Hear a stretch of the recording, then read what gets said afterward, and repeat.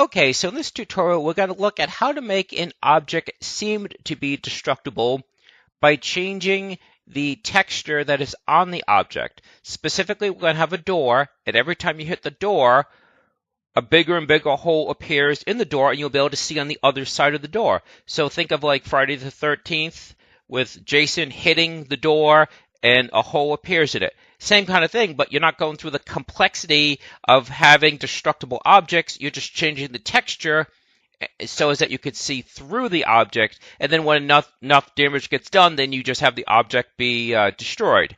So this way, whether it be stylistic reasons or logistical reasons, you can emulate that. You can make it seem like you're destroying the door without that kind of complexity. So let's look how we do that. So first of all, we have this character here. He's just going to be standing on the other side of the door to demonstrate that the door really is transparent. The hole is transparent. So when you import an image, a 2D image, into a 3D project, it defaults to a texture. Well, I already changed it to sprite and hit apply. Like if I click on these, they're textures. Since he's just going to be standing by himself and not be applied to another object, we want him to be a sprite. So we take our guy and we put him into the image, and then we just magnify him because he's kind of small. So let's do like 4 by 4. See how that looks. That's huge, but that will do. Now what we're going to do is we're going to go up to Game Object, 3D Object, and we're going to do Cube. I'm going to push this in front of him. This is going to be the door. So let's make this so we don't need it to be... So this is X here, so that's its width, so we need it to be wider. Let's try 4. And doors are typically taller than they're wide, so let's do 6 for the height. And they tend not to be very thick unless it's like a security door or something, so let's make that like 0.3. That looks pretty good. So let's click on the camera, and it looks like it is blocking the view of him. Let's lower the camera a little bit. Perfect. So here's what we're going to do. We're actually going to create different materials. So, create material, and we'll call this door no dam.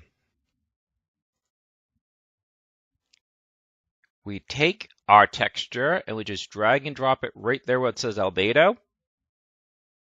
And we now have a material. So if we take that and we drop it onto the door, looks basically like a door. Next, we need to rinse and repeat and do that 3 more times. So create material. We'll call this door, then the number 1 dam. Trying to keep that naming scheme consistent. So same thing. This time we use the break 1. Create mat door 2 dam. Take that second level of damage, put it there, and create material door 3 dam. And we'll put that third level of damage on it. Now what we're going to do is the door needs to be aware of those different materials. And we'll also rename this door.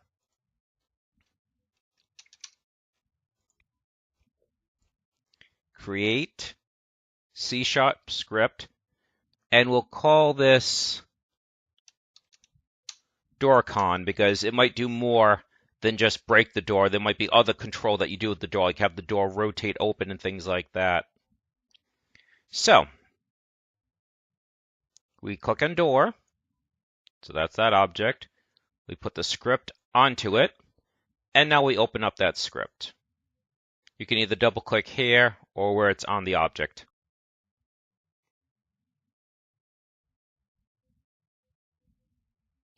Zoom in with the CTRL key, the control key, and scroll the scroll wheel a couple times up. Now what we need to do is we need to create some variables. So public, material,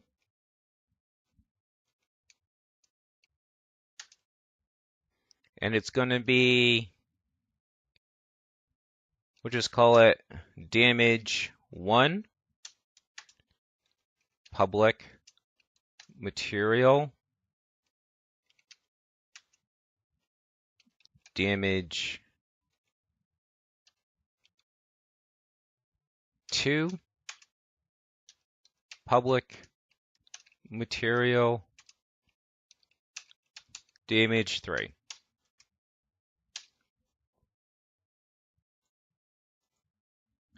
Now over here, watch the script. Those are the variables you just created. So door 1 damage, the damage 1. Door 2 damage, the damage 2. Door 3 damage, the damage 3. We're actually very close to being done already.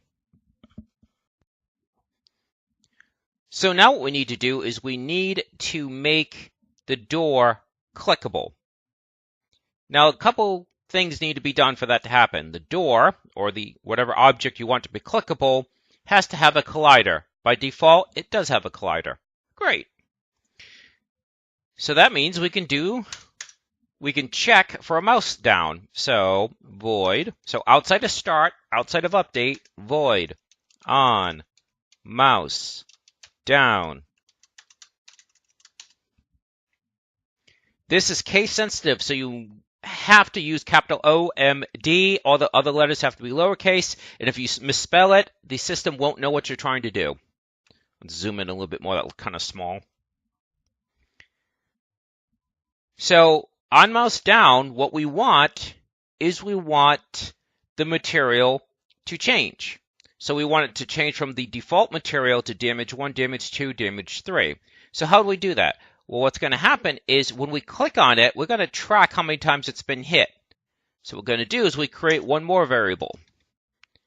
Public int, so it's going to be a number, and we'll just call it how many hits. Starts at 0. And honestly, you can call it whatever you want. I'm giving it a variable that's meaningful to me because it makes this more self-documenting. Not to mention that when you're typing and it suggests what variables you're looking for, you want to make sure that variable is meaningful to you. So again, that kind of self-documentation. So if the mouse is pressed down, then we want how many hits to be increased by 1. So how many hits? So whatever the current value is equal to, add 1 to it. That's what it's saying.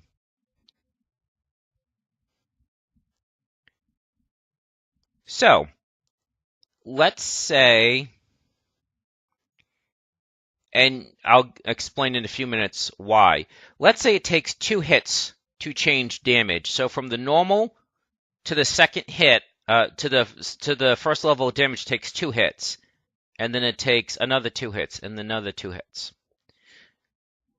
So what we're going to do is we don't want the damage to actually occur on the mouse down. This is just tracking how many times you've hit. What we want to do is in the update section, this is where we're checking to see what the door should look like. See how this says calls once per frame? That's why. Every single frame this is going to happen. So what we do is this. So if how many hits, see what I'm talking about, how it suggests the text for you.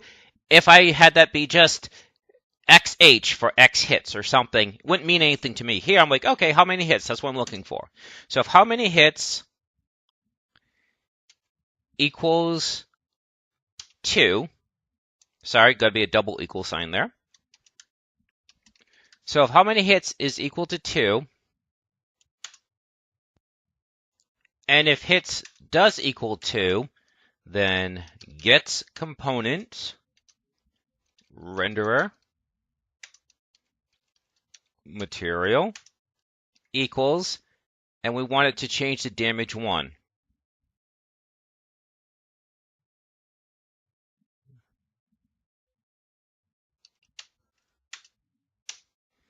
Now we're just kind of gonna copy and paste this.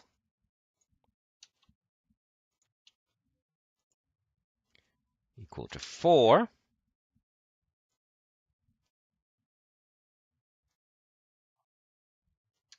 Damage 2.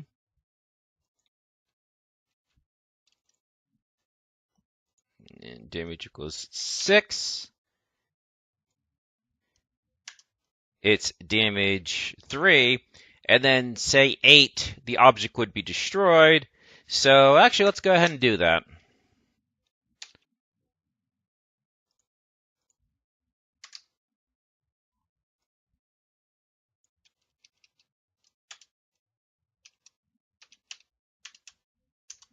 All right.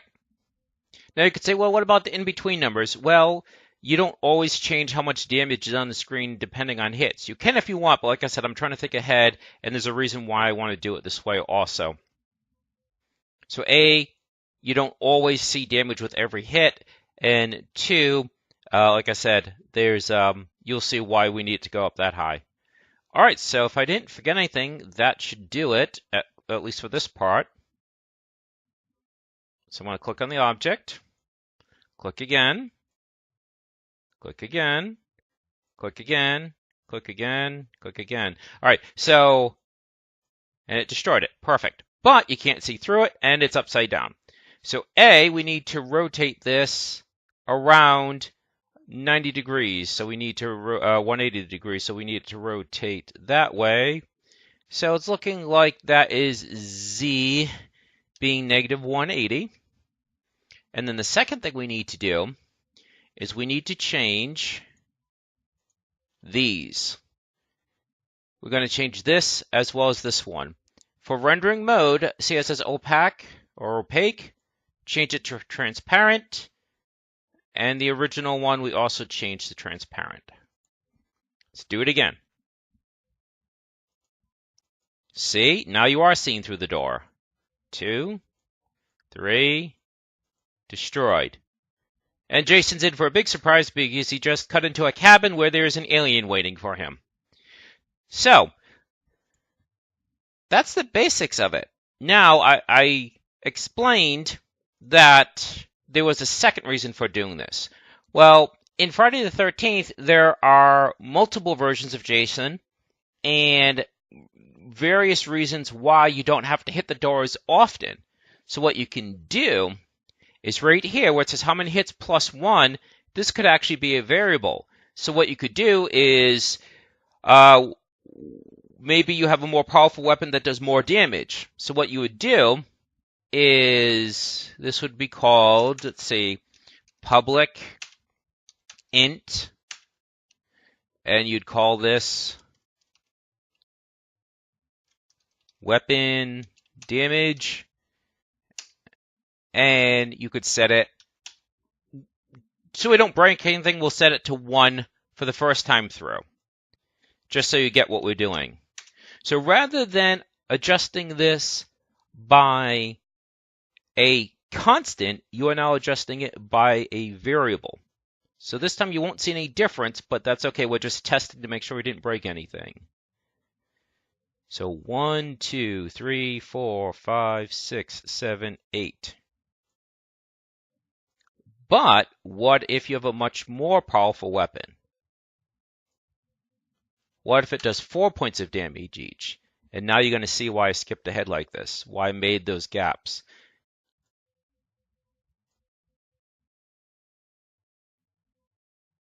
One, 2, 3. Whoops, didn't work. What did I do? I know exactly why. And I haven't seen this happen in quite some time. See how this is not a static variable?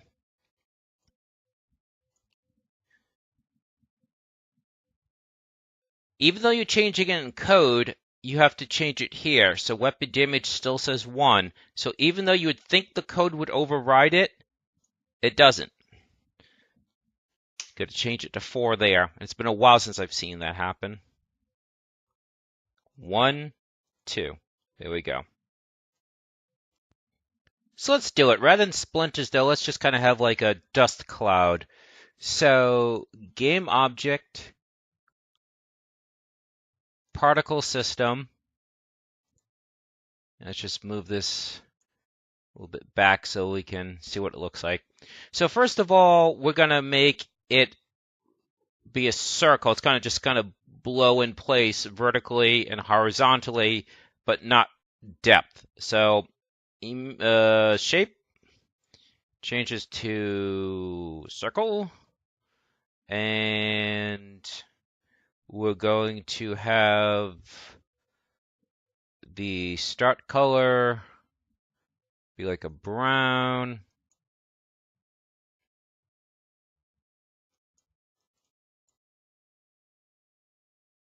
Let's make this a little bit consistent so it's easier to remember. Okay. Gives it nice, like a soft puff feel. We're going to have the particle size actually start small, so make it like 0.1. And this is actually going to be harder to see now. We're going to rotate this towards the camera. So that looks like negative 180.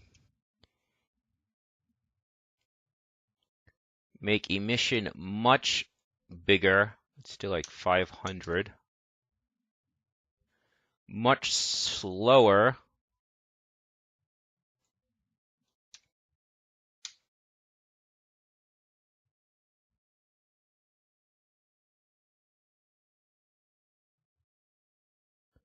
Probably won't need to be quite that. We'll deal with that for now. Increase max particle to like 2000 so we don't hit the max, although we probably still will, but that's fine. We don't want it to loop. We want it to stop producing after about 1 second. So this is what's going to happen. You're going to get like this puff and then it disappears. Well, dust has a way of kind of like spreading out. So each particle needs to get bigger over time. So what we need to do then is for size of a lifetime, put a check next to it. If you click on this, you get a grid down here. You can change this number up here because it says, okay, 1.0, which means you're starting below, because this is a multiple. It means if you don't change that, you're starting less than 1.0. Well, we want to start at the beginning size and then get bigger. So let's see how that looks like. So simulate. See, it does get bigger. Just takes way too long. So let's have that lifetime go down to 3. And let's actually have that go up to 3.0.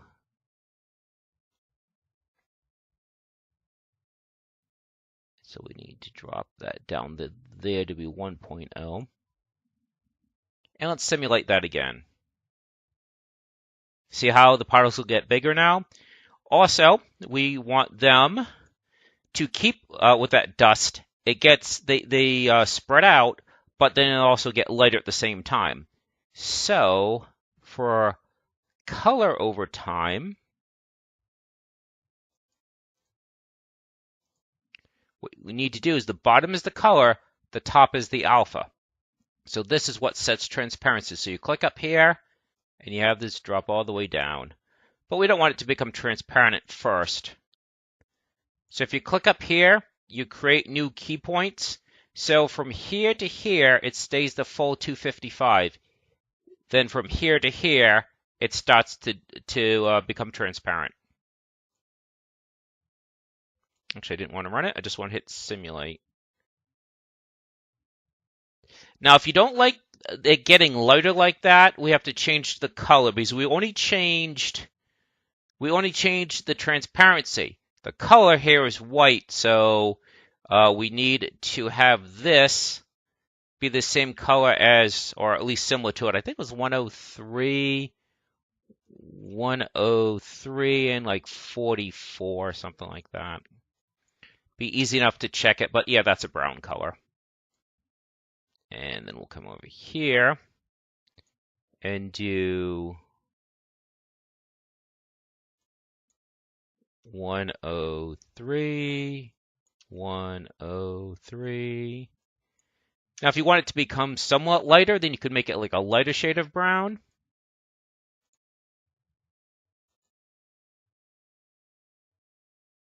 See, now it really starts to look like dust.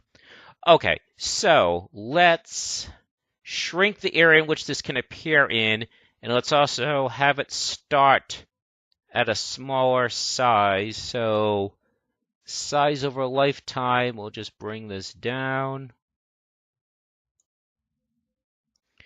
And the radius, well, that might make it look better. I just didn't like all that pop-up.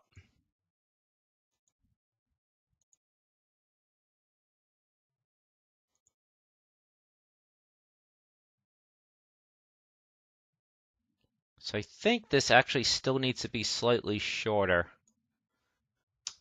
And we want it to be slightly faster.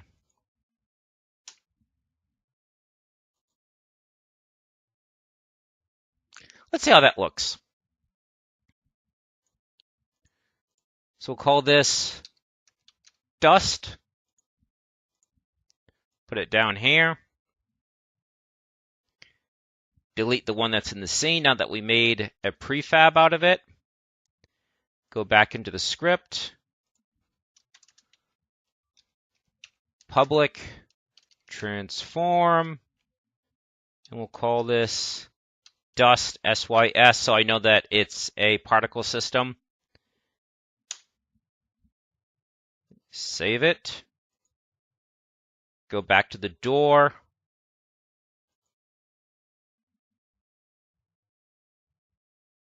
There's dust sys.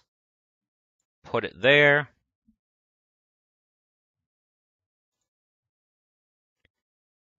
And for how many hits, we'll have it be instantiated first. So instantiate what? Instantiate that new object, which is dust sys. Where do we want it instantiated? At the location of the door. So transform.position. And what's its rotation? We'll use dust sys's all rotation. There we go.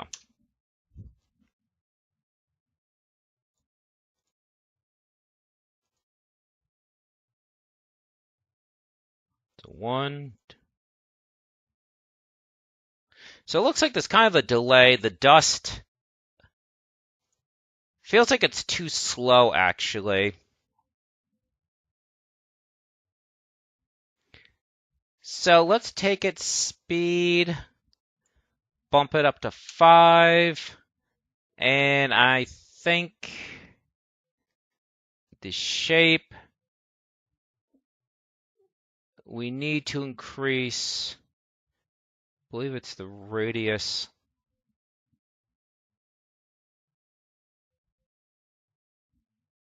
Let's make it a larger radius.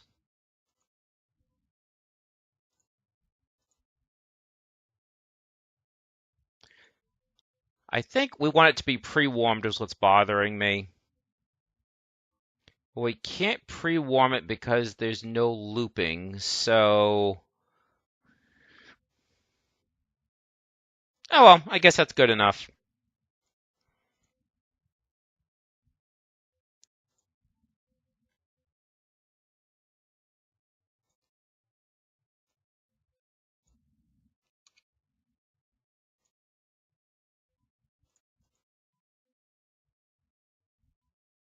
That was very different. I just increased the start size.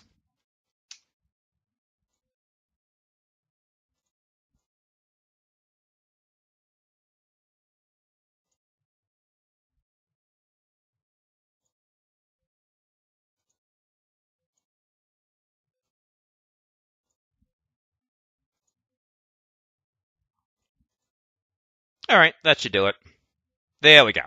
Okay, we'll leave it at that. So that's the problem. I was just starting with way too small of a particle, and it was taking way too long to get larger. And that's the nature of working with particle systems. It's almost like sculpting. One change you make here forces you to change some other setting that you made earlier. So there we go. Now you know how to have a door emulate destructibility just by changing the materials that are applied to the door. And that's about it. So if you had, like, say, 100 doors, you would use exactly the same material. Obviously, all the doors look the same if you do that, but still, depending on what you're doing, that might be sufficient. All right, that should do it.